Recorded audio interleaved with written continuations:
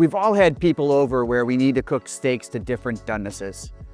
I'm going to show you how to cook some medium rare and medium well at the same time. But first, we have to season our steaks.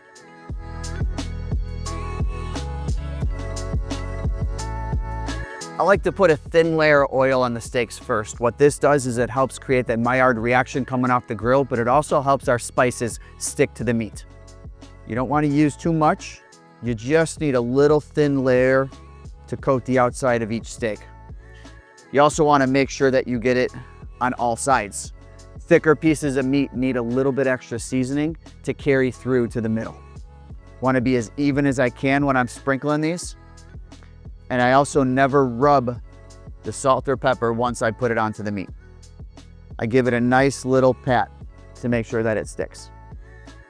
We're finishing up the top of these and then we're gonna do the bottom as well. Little trick for when you're seasoning steaks is I like to think about it as clean hand, dirty hand. And I wanna make sure that I don't use the hand that I touch the meat with to touch our bottles of seasoning. And then typically for the bottom of the steak, what I'll typically do is just give it a little tap on the cutting board to get whatever else I have sitting there. And now I'm ready to go to the grill. I'm ready to put our steaks on. I have 4 beautiful New York strip steaks, all cut to the same thickness. Now, when I put these on the grill, I like to kind of group them together by doneness temperature. It helps me keep it organized and ultimately not mess anything up. So I'm gonna put the medium well on. I like to set a timer that reminds me to flip it. For the medium well doneness, we're gonna set our first timer for 5 minutes. One thing to remember when you're grilling is typically when you put a cold meat onto a hot grill, you'll naturally see the temperature of your grill drop a little bit right after you put your food on. I don't touch the knobs when that happens. I just let the grill do what it's gonna do. As the cook goes on and the meat starts to warm itself up, the grill's gonna get back to the temperature that it was. Depending on what I'm cooking, if I'm putting a lot of food on this grill and I'm gonna cover its entire surface area, I will start with a little bit higher of a temperature. Say if I really wanna cook at 525, I might be at about 550 or so, just at the very beginning. 5 minutes are up, it's time to put on the medium rares.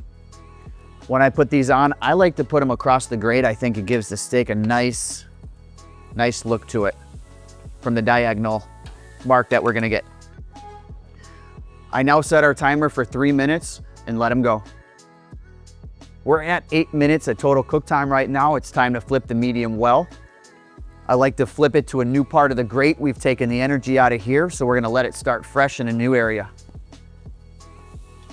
It's not time yet for our medium rares, so we're just gonna close the lid and let those keep cooking. 3 minutes more. Time to flip our medium rare steak. We're gonna do the same thing we did with the medium well. We're gonna try to flip to a new spot on the grate. We're gonna close our lid, and now we're gonna set our timer for about 5 minutes, and we're gonna start cooking to the doneness temperature we want for pull. So as we get close to the finish of our cook, I still am using the timer, but it's more of a guide. I'm cooking now to a doneness internal temperature of the steak, and I'm gonna start probing when our timer goes off. So our temperature was almost there for the internal doneness we were looking for. It needs a hint longer a time, so we're gonna close the lid and let it get there. Once the steaks get up a little bit over 100 degrees, rule of thumb is 10 degrees is an extra minute of cook time. So I like to probe these steaks. I come in through the side. I try to find halfway up the steak and about where the middle is going to be. It gives you the most accurate reading. We're at the pull temperature we wanna be, so I'm gonna pull these off. We're gonna check our medium rares. We're there as well. Once all these steaks are off, we're gonna set our rest for a 5-minute time. That's the perfect time of resting these steaks, allowing them to come up to temperature.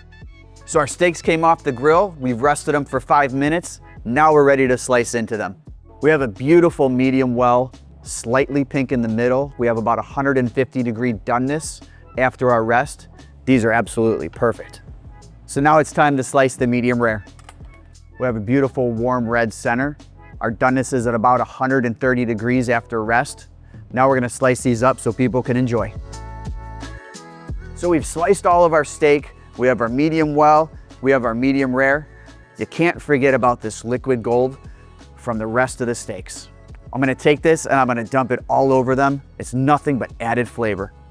So this is how you cook steaks for a group of people that like different temperatures. Remember to use your timers and trust your thermometer. way, really. We got all that good stuff. We got all that. Spot on right there. Nice.